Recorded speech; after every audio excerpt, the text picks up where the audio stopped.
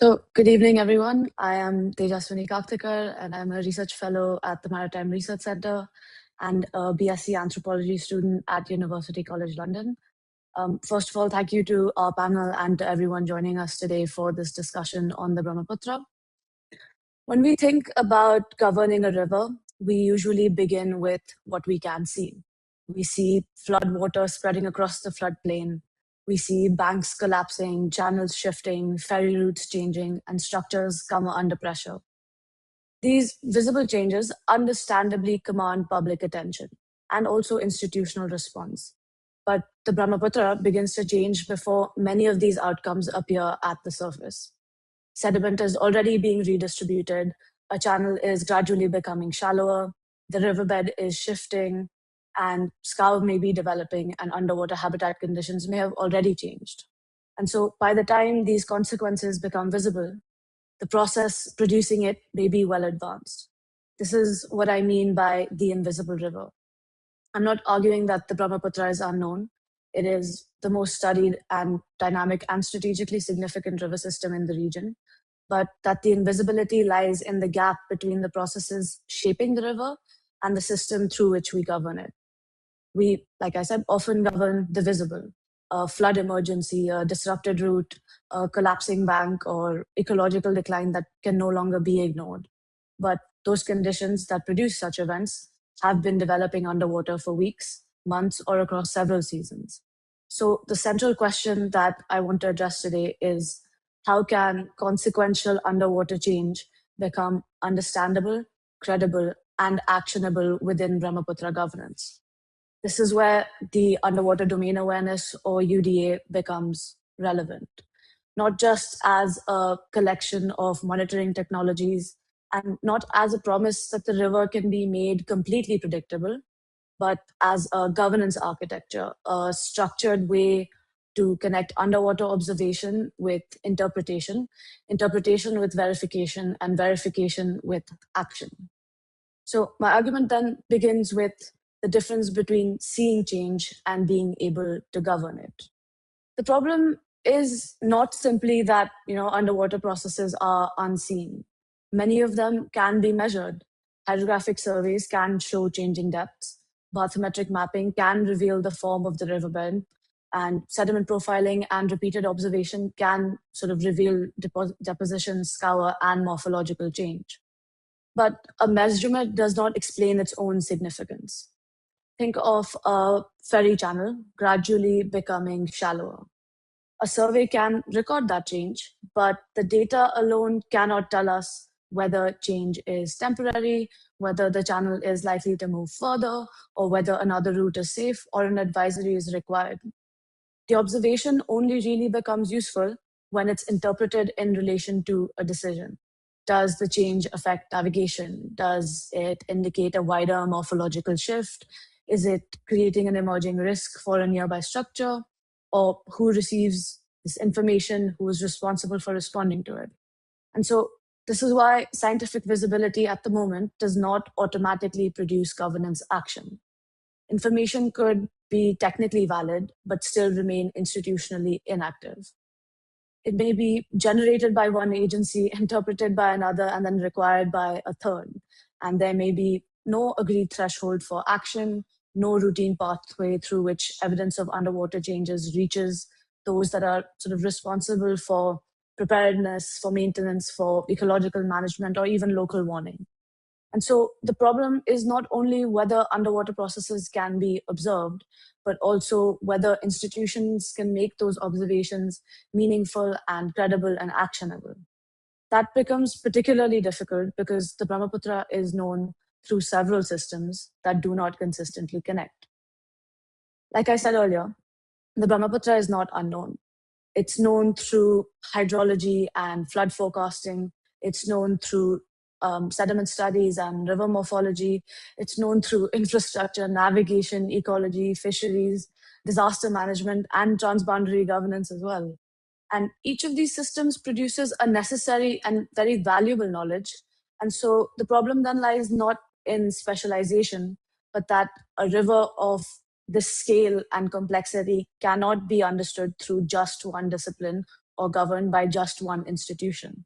The problem is like a disconnection of sorts.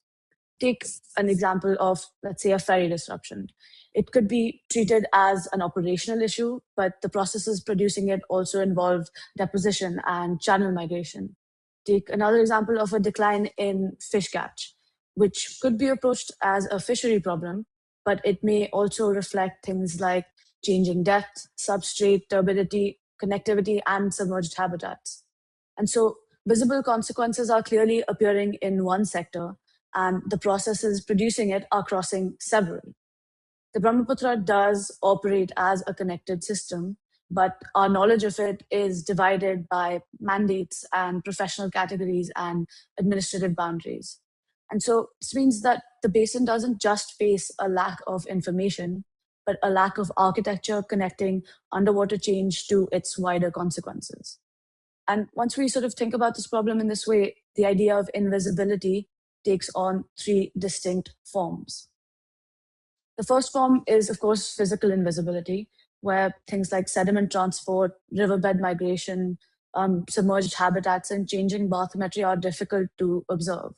This is particularly relevant in a river that is highly turbid, morphologically mobile, and capable of reorganizing itself entirely during monsoon. And so even when sort of we have the capacity to do it, it's also a literal physical constraint. The second is, of course, institutional invisibility, where even when underwater change is measured, it's divided across sectors and mandates and agencies. That, say, sediment, for example, could be treated as a navigation issue in one context, an erosion problem in another, an ecological concern elsewhere, and an infrastructure issue in another department. And each of those interpretations would be equally valid, but no institution necessarily follows that process across all of its consequences. The third is political invisibility, where access to information across the basin may be uneven. Monitoring systems may use incompatible methods, baselines may be different, and environmental change may be difficult to verify across multiple jurisdictions. And in a transboundary river like the Brahmaputra, uncertainty over what has happened can very quickly become uncertainty over why it has happened.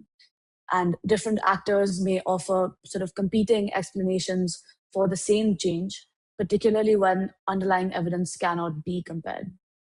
And so each of these forms of invisibility sort of reinforce one another. Physical invisibility limits observation, institutional invisibility limits integrated interpretation, and political invisibility limits verification.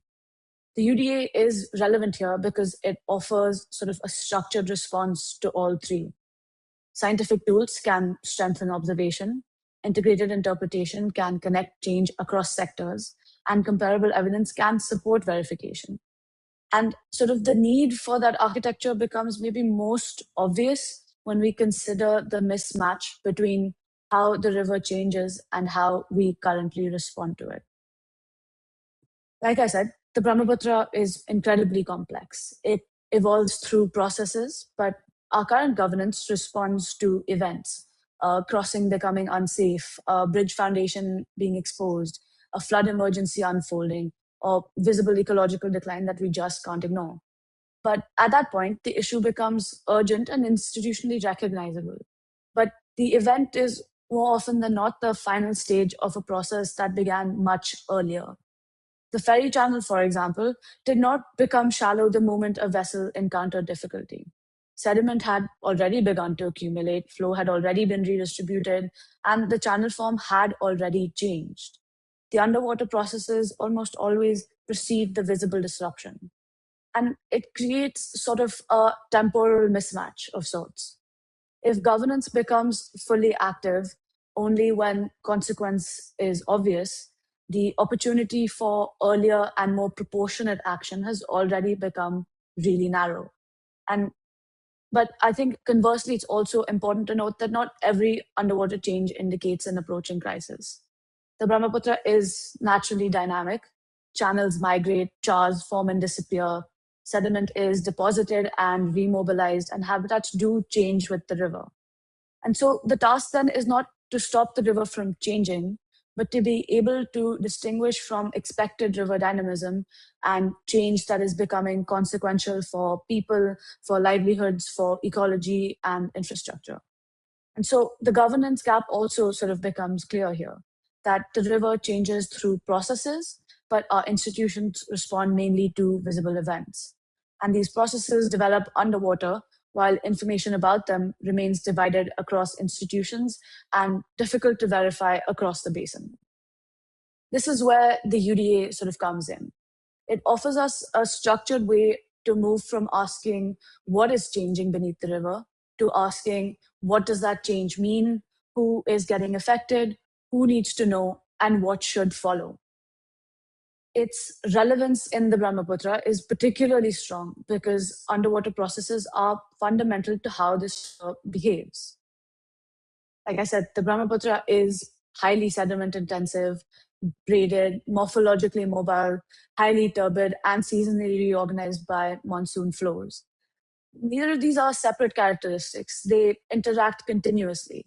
Flow mobilizes sediment, sediment reshapes the riverbed, and the changing riverbed then redistributes flow.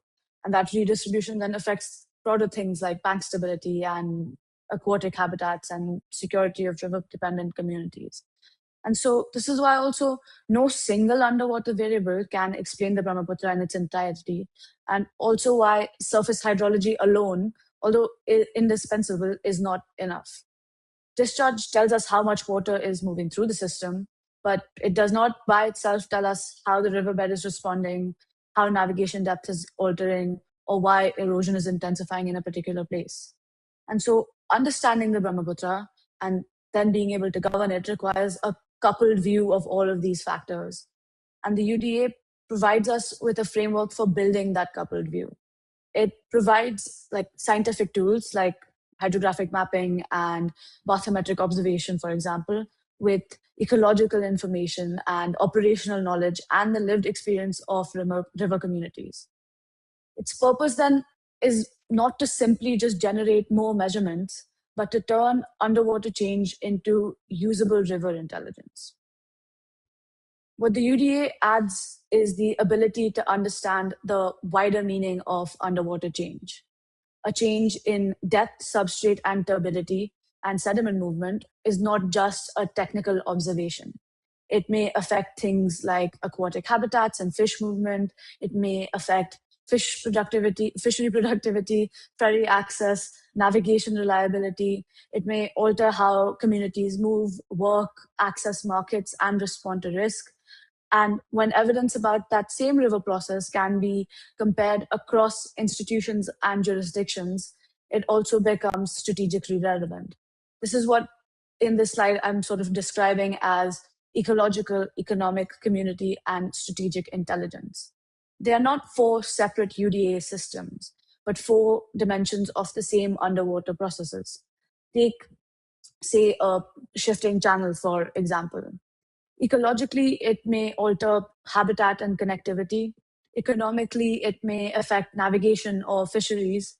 For communities, it may change access or safety or livelihood conditions. And at the basin level, different interpretations of that shift in the channel may influence how institutions understand and also communicate change in the river. Bathymetry and acoustics and various other tools that we possess all reveal different parts of that process. And so the UDA brings all of those observations into almost a common frame.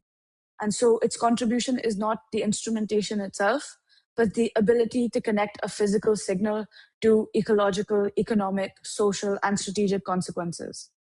That connected understanding is what I mean when I say river intelligence. But producing intelligence is obviously not the end of the process. The central question remains whether that intelligence can then be integrated into governance. For that purpose, the UDA can be sort of understood as three connected levels. The first level is the UDA as instrumentation. This is including the capacity to detect underwater change through acoustic sensing, through scour monitoring, ecological observation, and sediment profiling. The instrumentation tells us that something has changed. At the second level is the UDA as intelligence.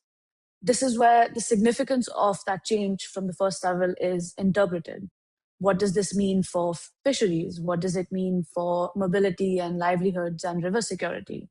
Is it part of normal seasonal variation, or is it becoming consequential? At the third level, the UDA then becomes governance. Governance begins when interpreted evidence is connected to responsibility, where questions like who receives these findings, who decides whether it requires action, who can issue a warning or inspect a structure, adjust a route, or change a management request, how is uncertainty communicated, where questions like these are asked. And so the progression of these three levels is relatively straightforward. The instrumentation establishes what is changing. Intelligence sort of explains why that change matters, and governance determines who must respond and what should follow. This is why the UDA is not just a technical monitoring system, but a governance architecture that connects underwater evidence to responsibility and action. That architecture can also be sort of organized through four linked functions. The first function is observe. Observation sort of combines physical, ecological, operational, and community indicators. Things like a survey showing changing depth, or sediment monitoring identifying redistribution, or river users reporting changes in channels, currents, or local hazards. The second function is interpret. What does that change mean in that particular reach? Is it temporary or persistent? What are its sort of consequences? The third function is verify. Can observations be compared over time? Are the methods clear? Has uncertainty been communicated honestly? The fourth function is then act. That the action may be a warning, an inspection, a route adjustment, maintenance preparedness, habitat or fishery management, or planning and technical cooperation.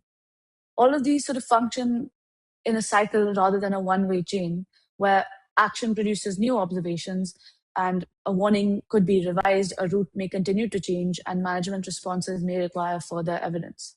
And so the system also learns to sort of change and adapt with the requirements of the river.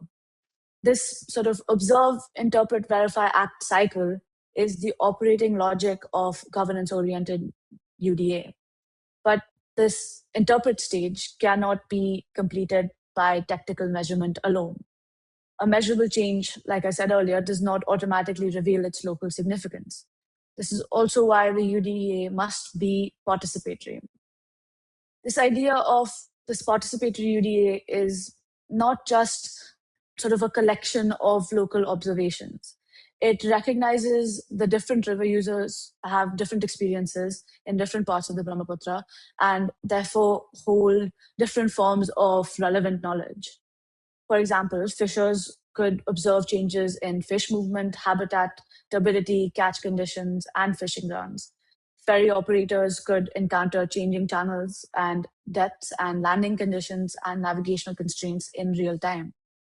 Char and floodplain communities could be experiencing erosion, channel migration, disrupted access, and emerging local risks. And so I think it's important to note that these observations, they don't replace scientific monitoring, but perform a different and very necessary function.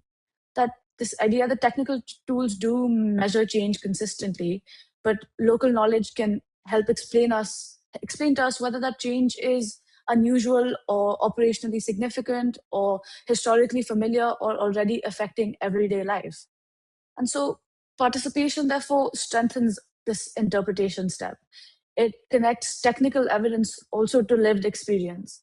It raises questions of authority and ownership, questions like who sort of helps define what should be monitored, who decides when a change requires action, who receives and benefits from that resulting information, which are all very important questions when we speak about sort of governing a river like the Brahmaputra. And so participatory UDA does not mean that communities are treated simply as sources of raw data or recipients of knowledge, but their sort of knowledge then helps shape how the river is understood and how monitoring processes are established. Consider, for example, bathymetric change. A survey sort of may identify a shifting channel or an altered depth profile, but ferry boat operators can sort of explain whether that change has already altered approach routes, increased crossing times, exposed passengers to stronger currents, or made a landing more unreliable. Consider also, say, sediment and turbidity. Technical tools may record changing conditions, but fishers can help interact and interpret whether those changes coincide with altered fish movement, spawning conditions, catch patterns, or access to fishing grounds.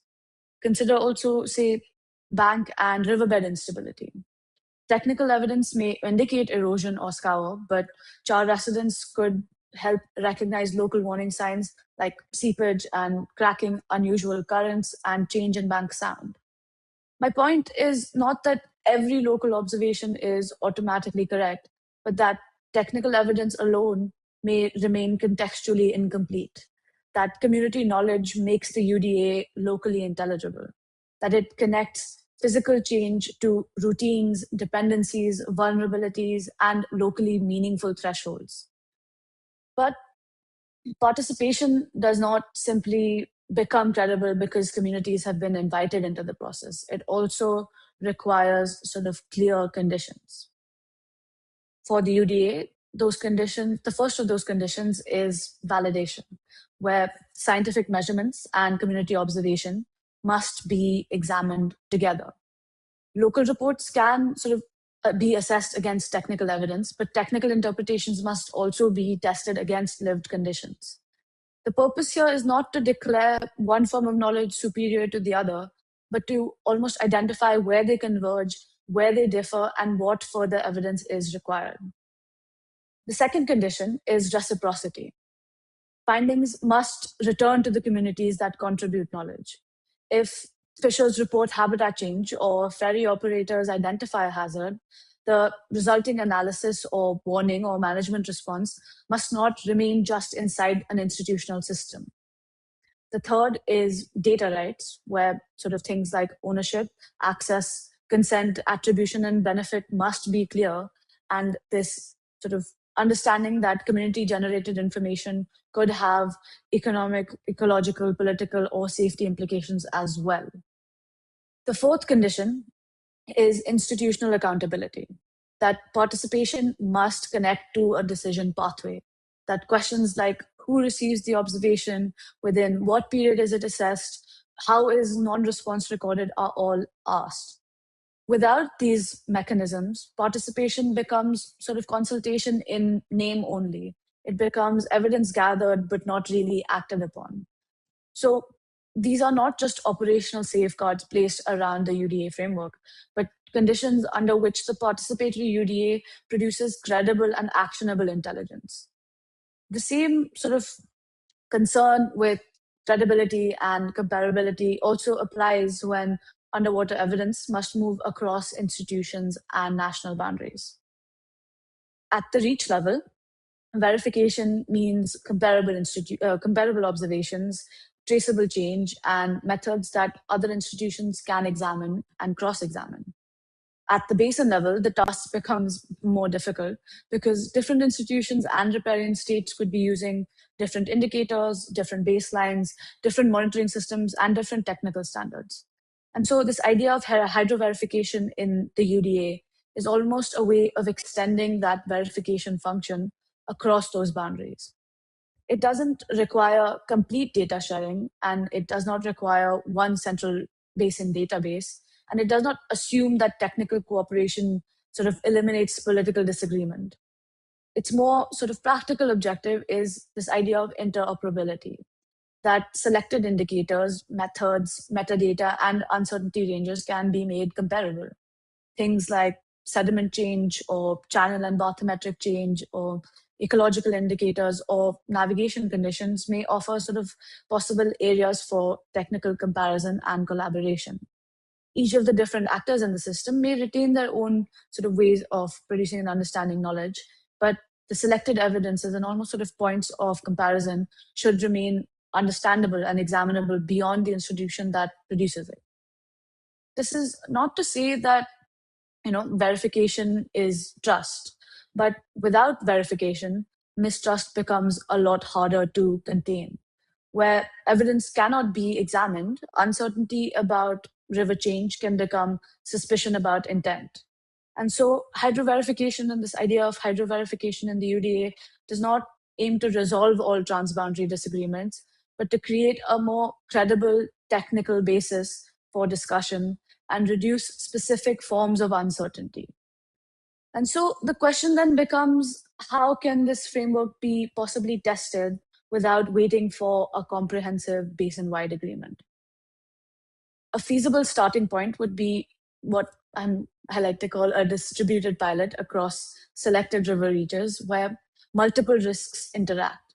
These risks could include things like ecological stress or erosion or community vulnerability. The aim would then not be to monitor the entire Brahmaputra all at once, but to almost test whether integrated underwater intelligence can improve decisions in specific locations.